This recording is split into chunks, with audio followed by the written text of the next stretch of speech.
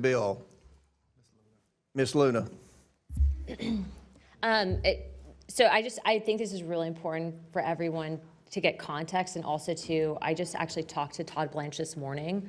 And as we proceed in this committee today, I wanted to give an update, but also to let you all know that Todd Blanch has told me that he's willing to talk to any of you. And I think it would be very important as we proceed with the seriousness of this investigation, specifically pertaining to Jeffrey Epstein, that there's open dialogue directly with the DOJ.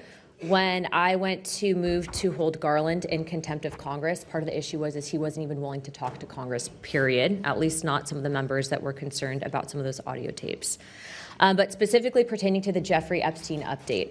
As of right now, what I've been told by Mr. Blanch is that the files, and I think in total it was over 5 million files, actually have finished review at the DOJ. They've had 500 attorneys from NSD, the Southern District of Florida, SDNY, and the FBI, basically working on this 6 days a week to get these files appropriately redacted with victim information.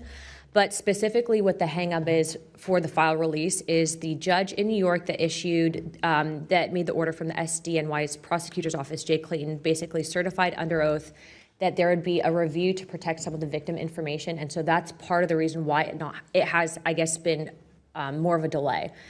I do think that this information needs to be released, but it's important to provide context that unless we're going to bring in the judge in New York, which I agree with him, I do think that there needs to be a proper review of the documents if it's pertaining to victim information.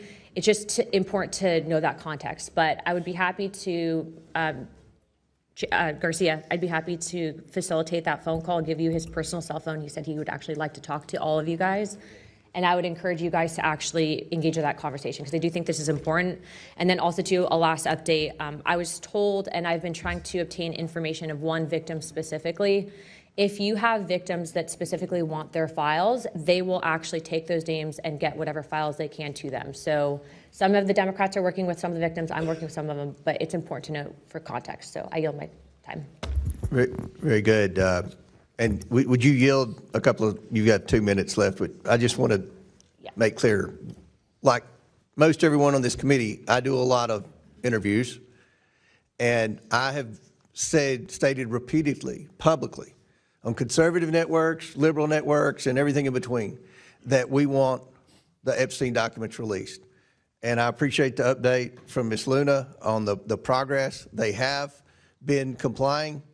We all wish that it was moving much faster, but there are a lot of documents, and if you'll remember the last document dump that the Department of Justice released, there were many people on this committee, on the Democrat side, that were very critical, saying there weren't enough redactions.